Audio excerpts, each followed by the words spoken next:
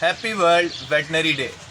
To all the vets and their teams around the world. Veterinary profession is regarded as the only love-based and choice-based profession. World Veterinary Day was created in 2000 and celebrated on last Saturday in the month of April. Vets are responsible for wonderful relationships of community, companion animal relationships. Symptoms, endemics, epidemics of all the animals.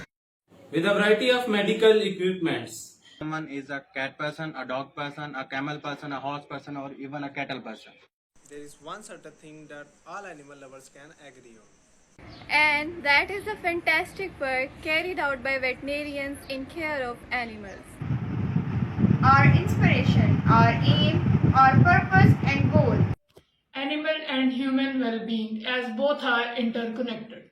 I am a veterinarian, the voice of voiceless. Veterinary profession offers varieties as much as you want, from a small muffin to a large wild animal. Just similar to services physicians provide to humans. We provide treatment for animals. The beauty of veterinary profession is a combination of career and passion together. Learning is a part of veterinary profession. A veterinarian never gets to. Alhamdulillah, we are proud veterinarians.